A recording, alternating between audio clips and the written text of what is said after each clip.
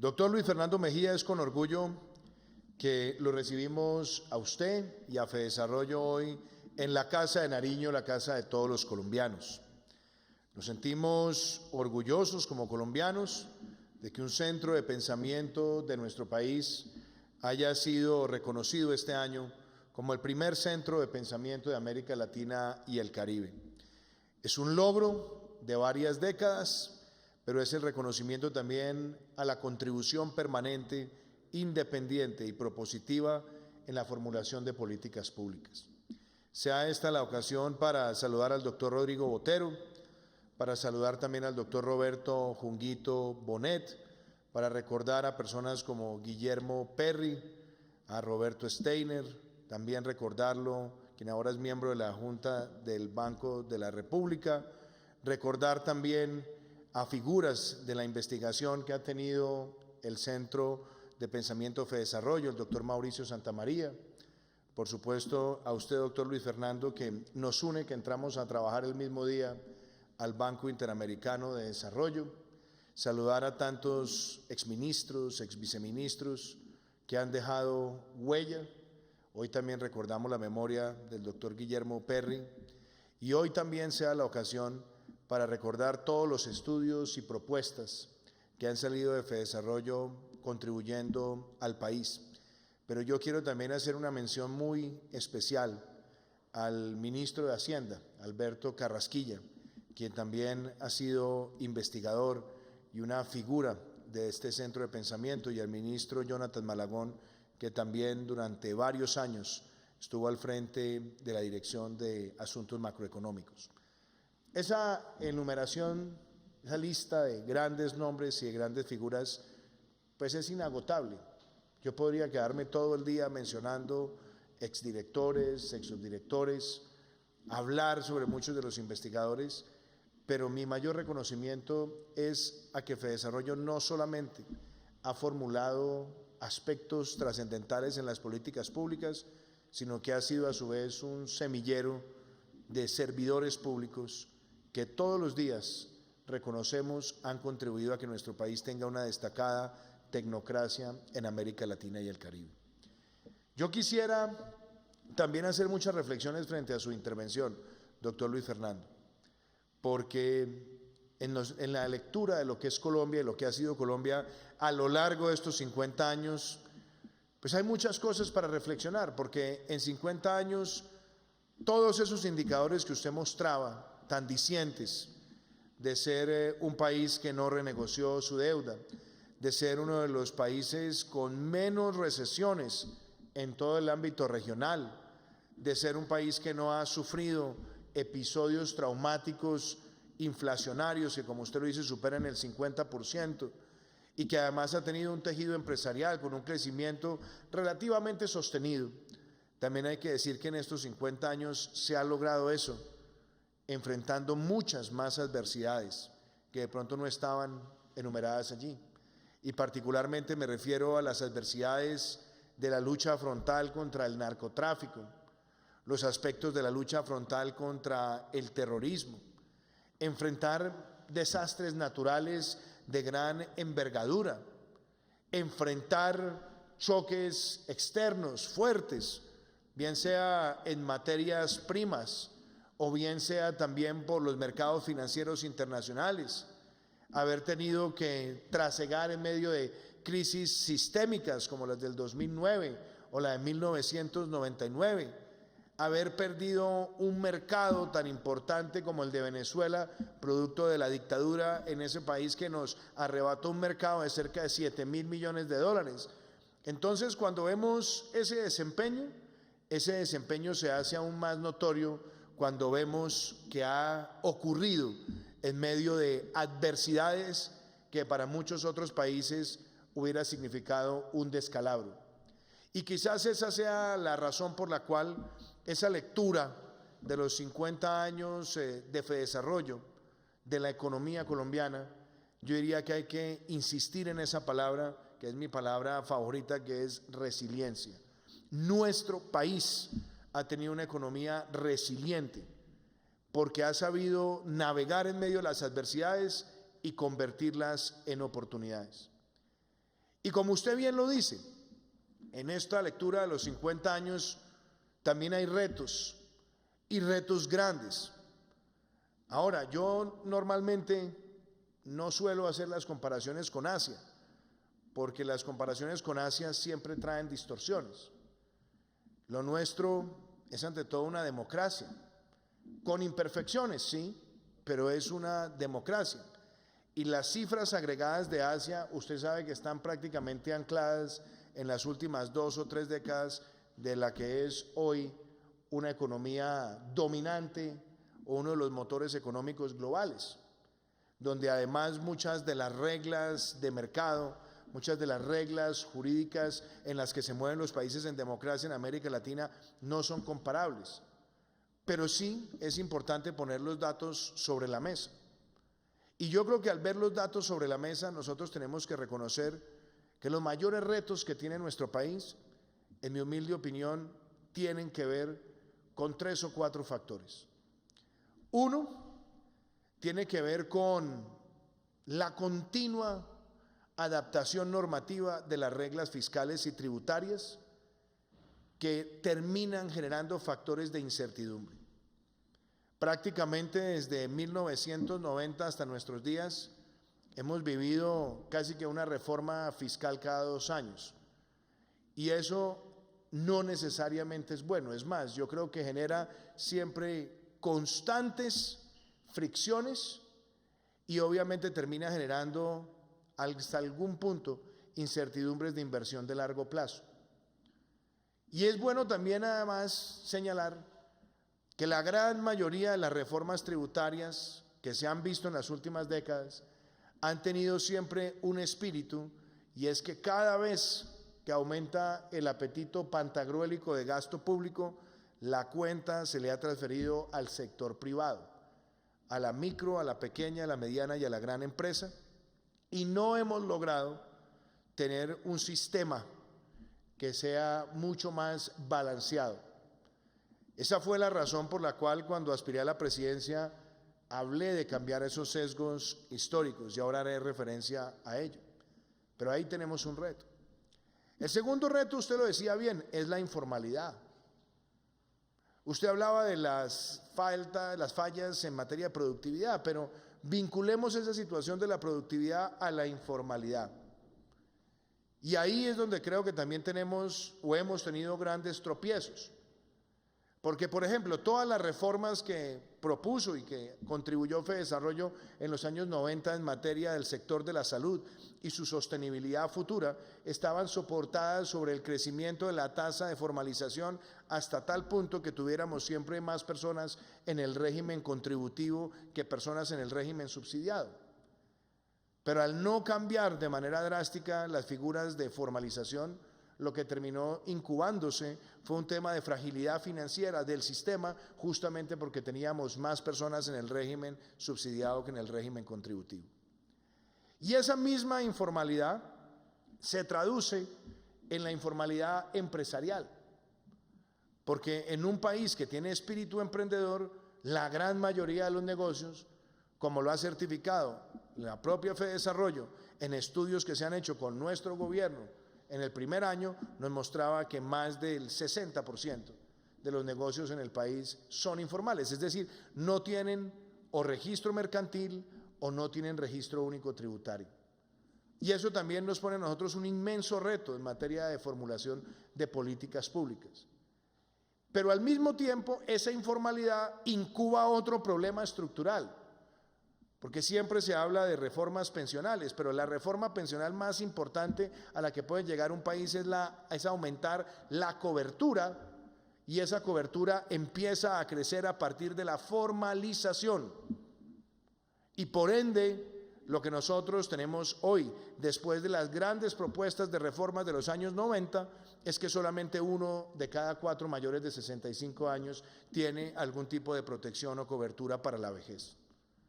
Y eso nos trae, por supuesto, retos tremendos. Y otra de las cosas que usted dice, la internacionalización, la forma en la que nuestro país se inserta con la economía global. Se hicieron reformas muy importantes también en los años 90, muchas también que hay que hacer revisiones de si su aceleración, su oportunidad iban de la mano con la apertura de nuevos mercados, porque nadie podía discutir que para aquella época la desregulación era uno de los factores quizás más importantes en la región y que todos los procesos de apertura económica se estaban dando en la región, pero quizás con una diferencia. Muchos países de la región dieron los pasos de apertura económica, pero asegurando la apertura de mercados de manera estructural, cosa que Colombia solamente vino a cosechar de manera clara y decidida después del año 2002, con la suscripción de tratados de libre comercio que nos permitieron llegar a más de 1.500 millones de personas en mercados que son lo que puede tener el país el día de hoy. Pero enumero todo esto porque en efecto son retos. También hay que ver los avances en materia de escolaridad. Usted dice, sí, hemos tenido rezagos y ciertamente comparado con Asia es grande, pero cuando nosotros miramos lo que ha ocurrido en Colombia en las últimas 2 décadas, el proceso de aumento de la escolarización ha sido casi duplicado. Y en eso aprovecho para también reconocer la importante labor que cumplió la doctora Cecilia María Vélez como ministra de Educación, donde se hablaba de profundizar los esquemas de escuela nueva, donde se hablaba también de llegar a la ruralidad, donde se hablaba de ciclos propedéuticos, donde se hablaba de pertinencia, y yo creo que esos logros son realmente significativos. Lo propio también en el sistema de salud. Y ahora haré una referencia a la coyuntura, donde gracias a las reformas también que se adelantaron, que por supuesto siempre son susceptibles de ser mejoradas, este país cuando llegó la pandemia tenía 5.300 unidades de cuidado intensivo. Teníamos una de las tasas de unidades de cuidado intensivo por 100.000 habitantes más altas, no solamente de la región, sino también del mundo, en países comparables con tamaño.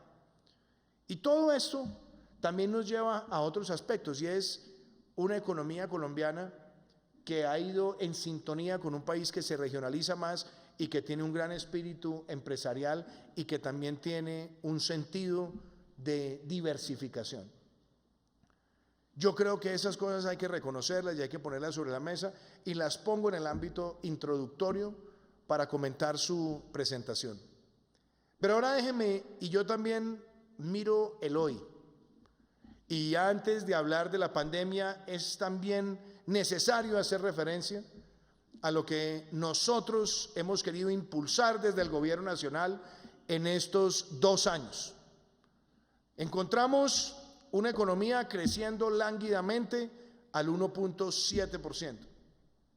Cerramos el año 2019 con una economía creciendo por encima del promedio regional, por encima del promedio de la OCDE, por encima del promedio mundial, y donde pusimos sobre la agenda de reformas una reforma que fue muy criticada en su momento y que generó gran debate, y era bajar la carga de tributación sobre la micro, pequeña, mediana y gran empresa. Pero ciertamente cuando hicimos esa propuesta, doctor Luis Fernando, cuando la hice como candidato presidencial y cuando la hice recién llegaba al gobierno, estaba también soportada en unos estudios muy claros que había hecho Fedesarrollo con el doctor Roberto Steiner y el doctor Hernando José Gómez, donde se veía que la carga tributaria no solamente estaba disuadiendo la inversión, sino que estaba afectando la formalización y también estaba afectando no solamente el crecimiento, sino la potencialidad de aumentar el recaudo. Presentamos esas reformas, las sacamos adelante.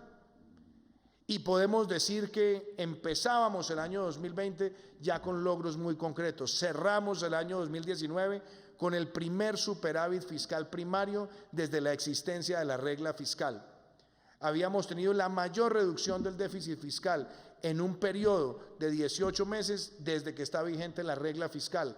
Aumentamos el recaudo tributario en más de un 10% y estábamos viendo una mayor diversificación de la inversión extranjera directa, que también importante resaltarlo, aún en momentos de pandemia, la inversión extranjera directa, principalmente la no mineroenergética, ha seguido creciendo, porque se han tomado decisiones tan importantes como la eliminación del concepto anacrónico de renta presuntiva, lo que se ha hecho en materia de descontar en renta lo que se paga en el impuesto de ICA, descontar también el IVA de bienes de capital, y todo esto yo diría, nos permitió a nosotros cerrar el año 2019 con ese horizonte de optimismo.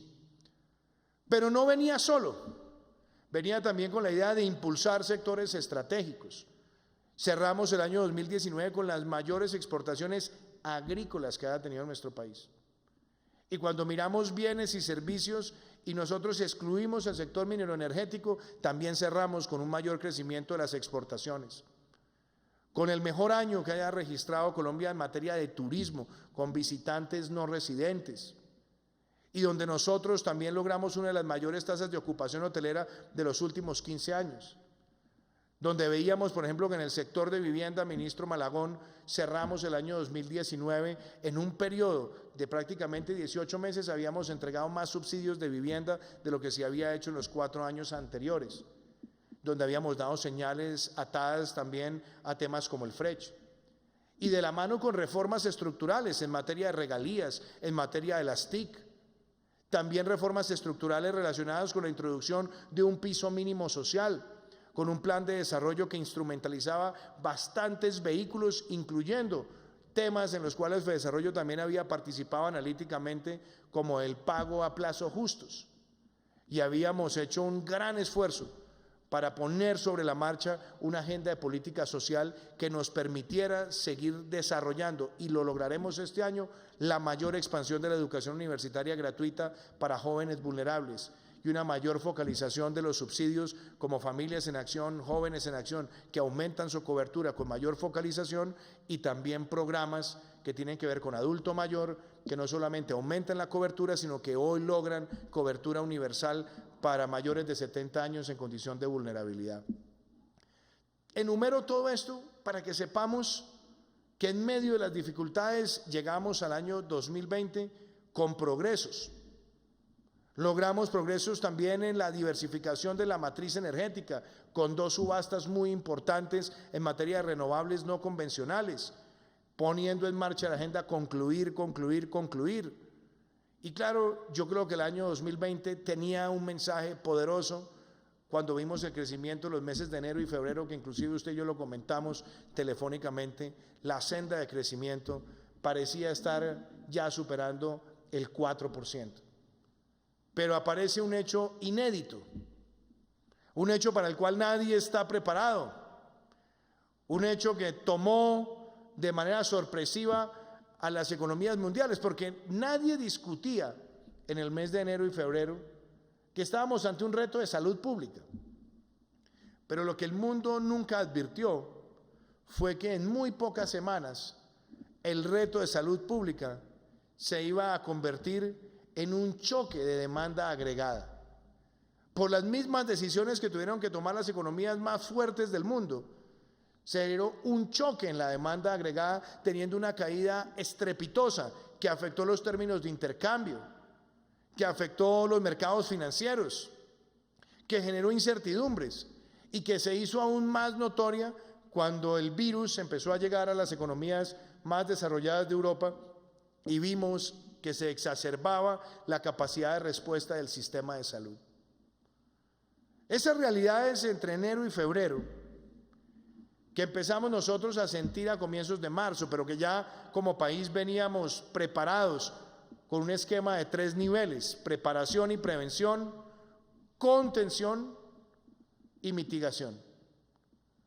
Y podemos decir que a lo largo de estos meses difíciles, América Latina tuvo que abordar el reto de una manera quizás mucho más dolorosa, porque al no tener América Latina los sistemas de salud robustos de las economías desarrolladas, las medidas para poder contener el virus implicaban efectos económicos mucho más complejos de los que podíamos ver en otras latitudes. Y nosotros tomamos medidas graduales, con responsabilidad, con el sentido de proteger la vida y la salud, pero también evitando ese discurso populista, mezquino, ese discurso que buscaba pertrechar en la desgracia, hablando de la incongruencia e incompatibilidad de la protección de la vida y la salud y el desarrollo económico y social.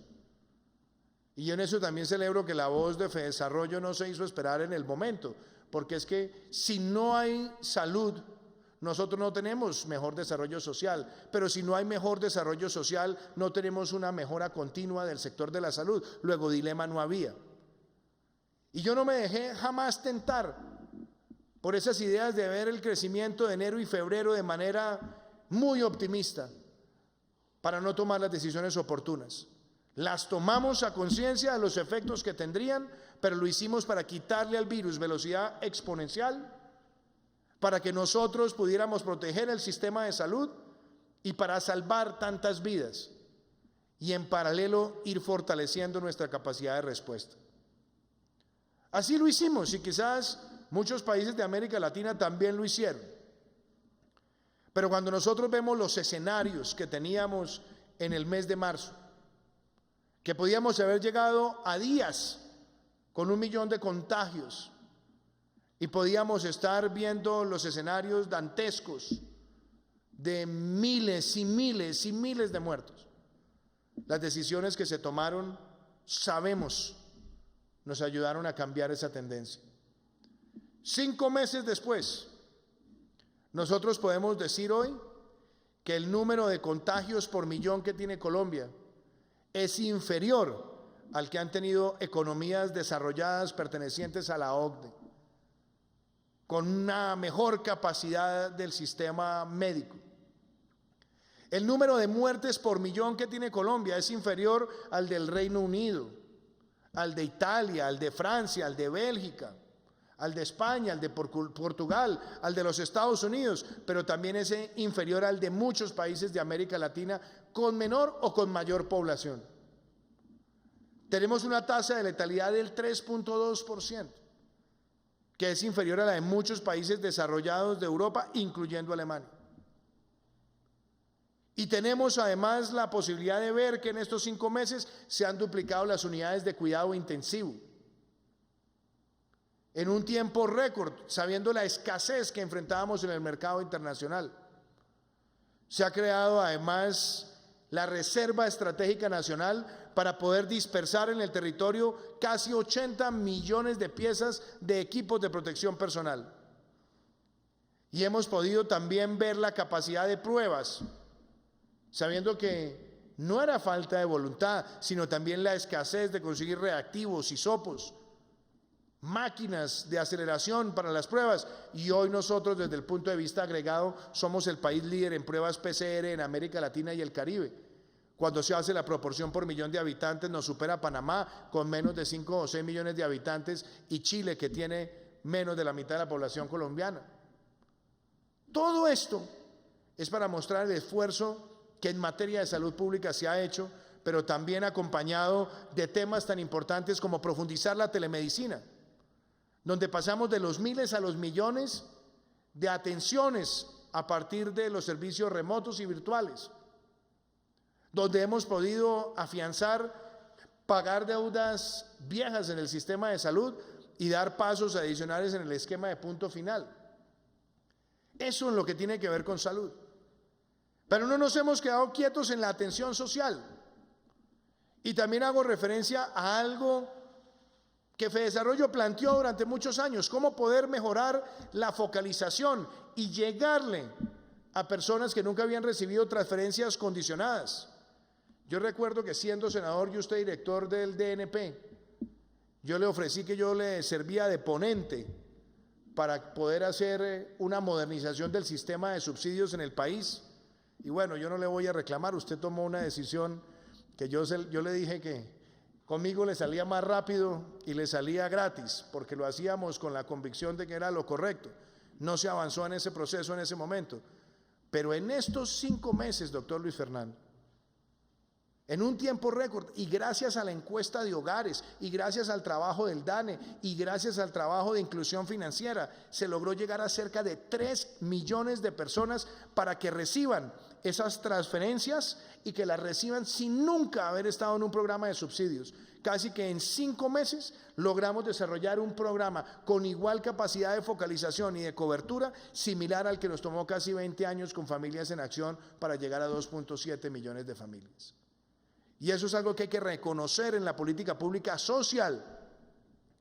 Y que además lo acompaña un programa como el PAEF, también montado en tiempo récord, que hoy llega a casi 3 millones de trabajadores, de empleadores que vieron afectada su facturación un 20% o más.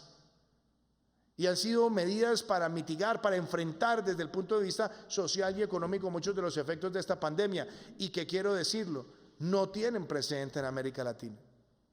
Que además lo acompaña el subsidio del 50% de la prima de servicios del mes de junio.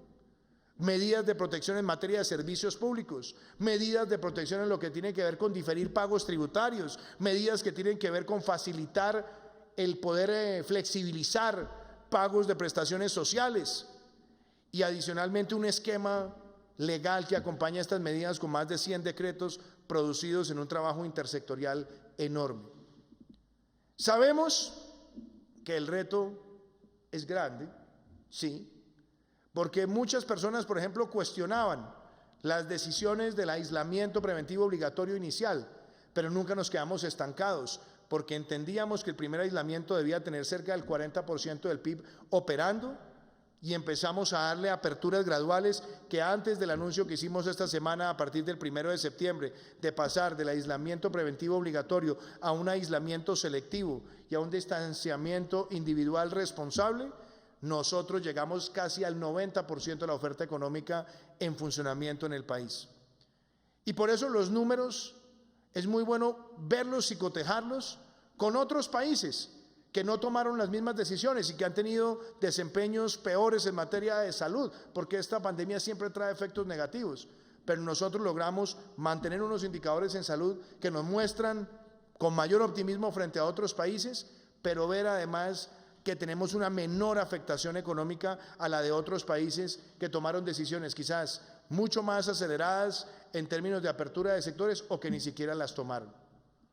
Vimos que en el primer trimestre Colombia fue una de las economías del mundo que creció en un mar de afectación múltiple, pero en el segundo trimestre, que ha sido un trimestre doloroso para todas las economías del mundo, incluyendo la nuestra, nosotros podemos ver que nuestro desempeño es mejor que el de países como México, como España, como Francia, como Italia, como Portugal, como Perú. Y yo creo que ahí hay que ver con precisión el buscar hacer ese balance entre la protección de la vida y la salud y, por supuesto, la protección del desarrollo económico y social. Y qué importante también destacar que en ese ejercicio hemos visto cómo mes a mes, en la medida que hay más reactivación, se van mitigando los efectos. Eso también lo hablaba con usted hace unos días. Mes de abril muy duro, una caída de cercana al 20%, mayo 16%, junio alrededor del 11%. Por supuesto son cifras que se tendrán que revisar con el rigor del Departamento Administrativo Nacional de Estadística, pero somos conscientes que los pasos los hemos dado porque hemos estado basados en la ciencia y buscando tomar las decisiones más acertadas.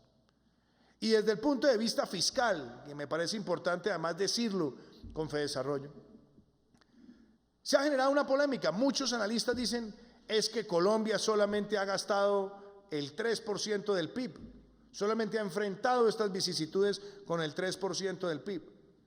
Y yo creo que en eso no puede haber sesgos. Tenemos que hacer el análisis lo suficientemente claro y mirarlo a la luz también de las estadísticas que ha venido planteando el Fondo Monetario Internacional. Y es que la combinación de herramientas son presupuestales y suprapresupuestales, lo que en inglés llamarían on budget y off budget. Y vemos que países como Italia, en el on budget, en lo que es presupuestal, 1.2, 1.5 del PIB, pero en lo que es suprapresupuestal, que es la habilitación de líneas de apalancamiento, ahí ha llegado casi al 10% del PIB. Colombia ha llegado al cerca del 3% del PIB en materia presupuestal, lo que es on budget, y a cerca de un 6% del PIB en lo que son suprapresupuestales, con mecanismos de garantías que pueden llegar hasta el 90% para proteger las nóminas del sector privado. Y es justamente esa combinación la que nos lleva a decir que nuestro aporte ha estado cercano al 9% del PIB, pero que si nosotros le incluimos el 2% del PIB que corresponde a las líneas de liquidez que también ha prestado el Banco de la República, eso nos puede estar situando en un programa alrededor del 11%. Por eso es importante que ahí no haya sesgos y que entendamos que es una combinación inteligente de herramientas. Y claro, vienen los retos más difíciles. ¿Cómo reactivarnos? ¿Cómo recuperarnos? ¿Cómo mirar hacia el futuro? Y lo primero que nosotros tenemos que hacer, que lo hemos venido diciendo de manera consistente desde el primer día, y entendemos las voces de angustia y de alarma, inclusive muchas de las expresiones que a ratos son histriónicas, quizás por el nerviosismo, pero teníamos que reconocer que frente a esta enfermedad no hay hoy una vacuna probada, no hay un tratamiento probado, no hay inmunidad garantizada, y ya vimos casos como el de Holanda o como el de Bélgica en las últimas 48 horas, donde hay personas que han vuelto a tener el virus. Frente a esas realidades no puede haber una decisión distinta a la de adaptarnos, y adaptarnos con protocolos de bioseguridad, y adaptarnos con responsabilidad individual, y adaptarnos con cultura ciudadana, y adaptarnos a lo que será una nueva normalidad. Por eso hemos dado el paso al aislamiento selectivo con distanciamiento individual responsable, donde se corresponde al aislamiento cuando una persona es encontrada positiva y se mira a su núcleo familiar, cuando también hacemos las recomendaciones para que las personas que tienen mayor riesgo de letalidad guarden el mayor tiempo posible en el hogar, cuando invitamos al mayor teletrabajo posible o trabajo virtual, pero ese proceso de adaptación hay que darlo para que justamente no sean los efectos negativos en materia de desarrollo económico y social los que detonen nuevas patologías de enfermedades o inclusive también de afectaciones severas a la sociedad. Entonces, primer paso que necesitamos para la reactivación, valga la redundancia, reactivar los sectores de la economía que hacen falta. Y ese es el propósito que hemos planteado. ¿Que existen riesgos? Sí, existen riesgos. Porque hoy el mundo ve rebrotes en Europa, los vemos en Francia, en Italia, en España, en Asia. Hoy lo veíamos también con la decisión del gobierno de Corea del Sur de volver a restringir jornadas escolares y volver a la virtualidad. Entonces hay que estar atentos a que esto es constante adaptación, pero que hay que reactivar los sectores. Y también se necesita un gran mensaje en materia de inversión, y esa es la razón por la cual como gobierno planteamos el compromiso con Colombia. Algunos compañeros, el ministro Maragón me decía, eso se llama el New Deal. Llámenlo si quieren el New Deal, es el compromiso con Colombia, y es un compromiso que busca inversiones por más de 100 billones de pesos en los próximos años, activar más de 1 millón de empleos, y hay cosas concretas que tienen que ver también con reformas que apoyan los sectores que van a generar ese impacto. Nosotros lanzamos el programa Concluir cuando empezó el gobierno. Ya entregamos la primera vía de cuarta generación, que la habíamos encontrado en un 30%, estamos avanzando con la segunda para entregarla en 3 meses, la próxima semana estaremos entregando el túnel de la línea, donde en 2 años hemos avanzado el 44% de la obra versus el 56% que tomó más de una década, y lo hacemos porque hay que darle sentido de aceleración a las obras públicas, 22 corredores viales que vamos a terminar en nuestro gobierno, 28 que quedarán contratados y en obra, y también la modernización de 4 o 5 aeropuertos, incluyendo la construcción del Aerocafé, que esperamos tenga el avance hacia el año 2022.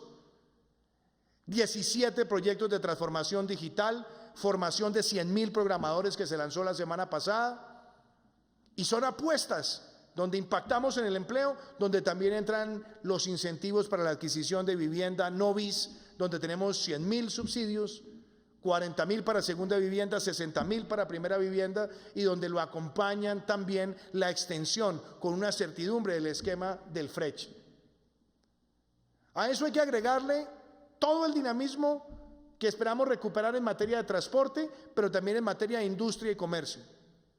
Y esta semana, doctor Luis Fernando, lanzamos el decreto de mega inversiones para inversiones en el país por más de 250 millones de dólares que generan una gran certidumbre con contratos de estabilidad jurídica para que esa inversión detone empleo en Colombia. Lo acompañan los proyectos turísticos estratégicos, decreto que también se expidió, la factura electrónica como título valor, y lo acompaña también una agenda de reformas donde estarán las actualizaciones de los mercados de capitales, que es la actualización normativa de las leyes del 95 y del 2005, de conformidad con lo que estableció la misión liderada por el maestro Rigobón. Y algo que lanzamos también en los últimos días, que Colombia está en el centro de lo que hoy se conoce como el nearshoring. Estados Unidos ha dicho con claridad que va a reducir dependencia de producción industrial en Asia y va a mirar a las Américas. Aquí estuvo el secretario de Seguridad Nacional, Robert O'Brien, diciendo con mucha claridad que lanzamos Colombia Crece, que es una nueva etapa en la relación bilateral donde queremos que Colombia sea uno de los lugares privilegiados para el reasentamiento de esos componentes industriales que estaban en Asia de la economía de los Estados Unidos para que estén en las Américas, cercano a mercado y valiéndose también de los éxitos y de las normas que desarrolla el Tratado de Libre Comercio. Esos son mensajes muy importantes en ese primer compromiso, que es el compromiso con el empleo.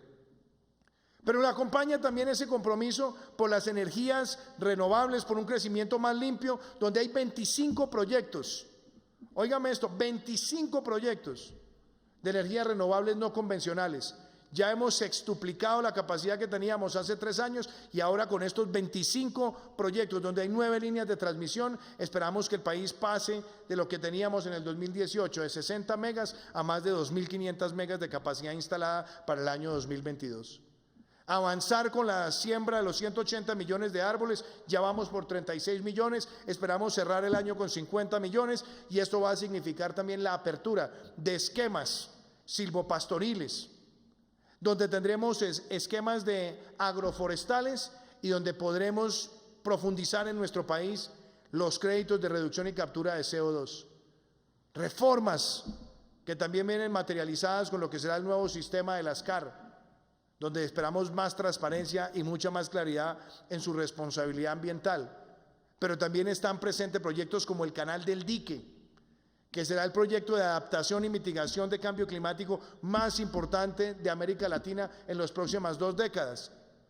Dejar además en operación el proceso de recuperación de la navegabilidad del río Magdalena, y donde también están presentes intervenciones como la que ha dicho el ministro Maragón, 108 proyectos de agua y saneamiento en el territorio nacional. Y lo acompaña el tercer elemento, el tercer compromiso, el compromiso con los más vulnerables, donde está extender el ingreso solidario hasta junio del año entrante en principio, donde está también seguir masificando el ingreso de jóvenes vulnerables a la educación superior, que cerrará este año con 168.000 jóvenes que llegan gratuitamente a las universidades y que en este semestre van a brindar una matrícula con descuento del 100% a cerca de 452.000 jóvenes de los 569.000 de estratos 1 y 2, pero con un promedio de descuento de matrícula superior al 72%. Y está previsto ahí todo el esquema del financiamiento de BIS, donde hemos planteado desde ya, y óigame esto, doctor Luis Fernando, 100.000 subsidios de aquí a agosto del año 2022. Un programa sin precedentes que, como lo vimos esta semana con la entrega del subsidio 10.000, de este programa de 100.000, una familia termina pagando cuota fija durante un periodo cómodo, menos de lo que pagaba antes por arrendar una pieza o un espacio reducido. Y ahí yo podría seguir hablando también de otras reformas, como la que esperamos hacer en materia del financiamiento de la vivienda con el ministro Malagón, proyectos que ustedes han acompañado también, como el que hemos denominado hipoteca inversa, y otros más. Y eso también lo une el cuarto compromiso, un compromiso con la paz, con legalidad, y óigame esto, con el desarrollo agrícola. No solamente culminamos 14 proyectos desde el punto de vista de formulación de los PEDET, frente a 2 que recibimos, sino que vamos a acelerar recursos de vigencias futuras para esos PEDET para que tengamos en los próximos 2 años un récord en inversión que transforme en realidades en esos 170 municipios históricamente afectados por la violencia y por la pobreza. Y claro, con un catastro multipropósito que será fundamental para abordar temas como los que usted planteaba desde el punto de vista de las tierras. Es que esa conversación que usted plantea sobre las tierras necesita, por definición, una actualización catastral. Cuando empezó este gobierno teníamos tan solo el 5% del catastro actualizado. Nuestra meta es dejar el 60% y dejar el 100% de los 170 municipios PEDET, no solamente con la actualización catastral, sino con la definición multipropósito, para seguir también acelerando lo que hemos denominado las masivas titulaciones de tierras en Colombia. Y con un banco de tierras que ha triplicado la cifra que se encontró en el año 2018 en tan solo 2 años. Pero de la mano con un desarrollo agrícola que habilite la figura de la Ley 160, en la cual participó también en su momento Fedesarrollo. Ahí estaba el doctor Ocampo, ahí estaba la doctora Cecilia y muchos más que en virtud de esa Ley 160 también crearon la figura de las zonas de desarrollo empresarial rural, que necesitamos para dar certidumbre jurídica, aumentar la inversión e incidir positivamente en la productividad por hectárea de nuestro país. Y usted lo decía bien, en la utilización del área. Hoy nosotros creemos que el concepto de ganadería sostenible tiene toda la vigencia para que podamos desarrollar esquemas silvopastoriles que contribuyan también en los temas de contención, mitigación, adaptación al cambio climático. Y un ordenamiento de la producción, que ya lo hemos visto en una multiplicidad de sectores con agricultura por contrato y movilizando también proyectos de APP en distritos de riego. Con otro elemento, la mayor inversión en un periodo de 2 años en lo que corresponde a vías terciarias. Pero esto usted lo dice, no puede venir solo, y requiere una agenda donde también toquemos otros temas. No hablemos de reforma laboral como tal, hablemos de un sistema de oportunidades y de inserción laboral para la juventud, donde entendamos las dinámicas y donde partamos de la base que lo primero que hay que corregir son los altos índices de desempleo juvenil que se han incubado durante varios años, por no decir décadas. Lo otro que tiene que ver con la protección de la vejez. Es que aquí no podemos hablar de la palabra reforma pensional, es protección de la vejez. ¿Cómo hay cobertura?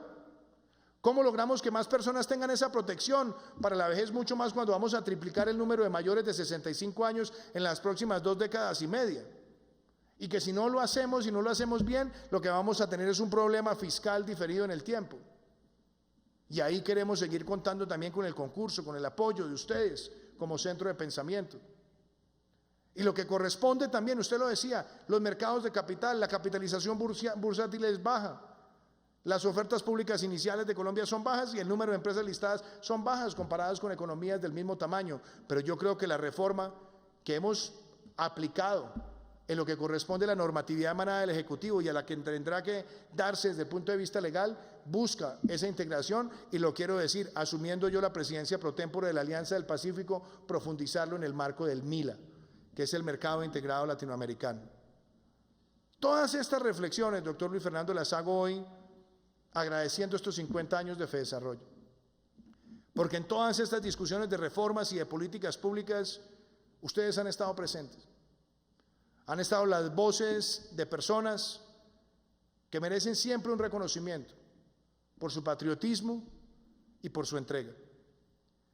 Y todo esto que hoy comparto con ustedes, el antes, porque aquí hay que reconocer, yo siempre he rechazado el adanismo de los gobiernos que pretenden refundar la república y desconocer lo que se ha hecho en el pasado. Yo creo que Colombia tiene una historia de progresos que son importantes y que se deben construir con un sentido de continuidad. Así, con esa política de Estado nosotros hemos llegado a la OCDE, política de Estado, proceso que empezó en el 2008, que siguió entre el 2010 y el 2018 y que nosotros logramos acelerar y finiquitar, política de Estado. Concluir, política de Estado. La paz con legalidad, nosotros seguir recogiendo lo que más nos sirva de políticas de Estado a lo largo de los años. Entonces yo quiero empezar por hacer esa distinción. Ese trabajo de políticas de Estado es fundamental. Lo segundo que también quiero dejar hoy claro, nuestro país no se arredra, nuestro país no se debilita y lo tenemos que sacar adelante y lo vamos a sacar adelante. Y lo tenemos que sacar adelante con sentido empresarial, no con populismo, no con demagogia, no con odio de clases, no buscando la fractura, no invitando a la parálisis, sino al avance, porque eso es lo que Colombia necesita. Y por eso todos tenemos que contribuir en este propósito. Y yo siento que FEDESarrollo ha contribuido siempre en este propósito. Por eso hoy les entregamos a ustedes, a FEDESarrollo, esa medalla al mérito industrial, que es una medalla escasa, que por lo general lo han recibido destacados empresarios. ¿Por qué un centro de pensamiento recibe esa medalla al mérito industrial? Por la contribución a la formulación de políticas públicas que incide en el desarrollo económico, en el desarrollo empresarial y en el desarrollo social. Y yo quiero seguirlos invitando a que aporten todos los días más en estas grandes conversaciones que se vienen. Ahora en este compromiso con Colombia que está en ejecución, que lo estaremos viendo este fin de semana en el Atlántico, que lo estaremos viendo la próxima semana cuando entreguemos el túnel de la línea, que lo estaremos viendo también con las cerca de 15 proyectos solares y eólicos de los próximos meses, que lo estaremos viendo además con los 100.000 programadores, que lo estaremos viendo llegando a las regiones PEDET. Queremos que este programa también ustedes lo acompañen. Y permítame cerrar diciendo lo siguiente. Yo he tenido muchas oportunidades de compartir con muchos directores y exdirectores de FEDESarrollo. Y yo hoy, permítame hacerle reconocimiento a un gran amigo, que ha sido además un director de FEDESarrollo y un promotor de este centro de pensamiento, y que me apoyó mucho en los comienzos de mi carrera, y que me enseñó muchas cosas que para mí han sido lecciones de vida. Y yo quiero hacerle ese reconocimiento al doctor Roberto Junguito Bonet. Yo lo vi a él promover este centro de pensamiento, pero lo vi también promover algo muy importante. Un día le dije, doctor Roberto, ¿cuál cree usted que ha sido su mayor contribución a lo que fue FEDESarrollo y su paso por FEDESarrollo? Y él me decía que con Rodrigo Botero, otro ilustre economista, exministro, ellos decían, queremos formar la tecnocracia que independientemente de los ciclos políticos contribuya a que Colombia pueda mantener políticas de largo plazo. Yo creo que hoy, con estos 50 años, esa realidad se ve y todos debemos aportar para que sean 50 años más. Muchísimas, muchísimas gracias.